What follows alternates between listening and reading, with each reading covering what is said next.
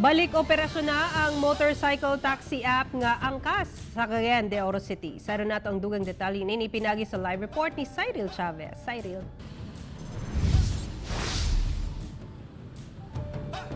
Sara, subay sa giaprobahan sa Technical Working Group sa DOTR sa Kauluhan, mamahimo nang maka-operate ang angkas dinhi sa Cagayan de Oro City. Apan sa karon, aduna pa sila mga rekisitos nga kinahanglang ipasa.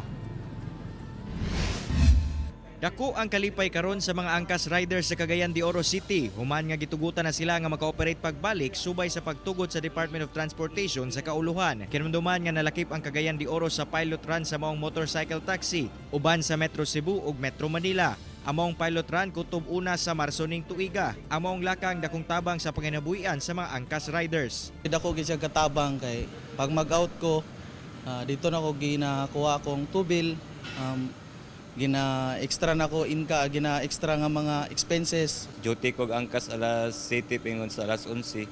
Mukita mo kog 600.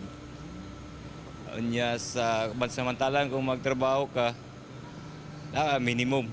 Ang kasagaran sa amo nga nay mga trabaho, since na obserba na mo nga mas dakog income si angkas, nang resign silang trabaho.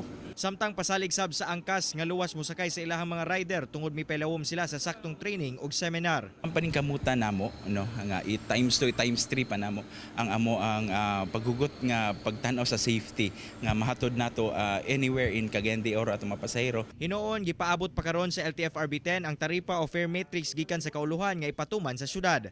Samtang kinahanglan sab kunong magpasa ang angkas og master list sa mga motorcycle units ngadto sa LTFRB para sa profiling. Parts of studies sa TWG, gi-appeal nila ang Cagayan de Oro City. So, appeal na ang CDeO, no? Sa dili lang angkas, basta motorcycle taxis, no? Ride-hailing app.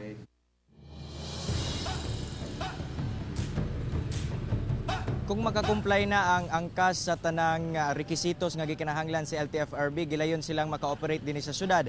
Hantod Marso ning tuiga, subay kini sa gitagana sa pilot run sa DOTR. Sara.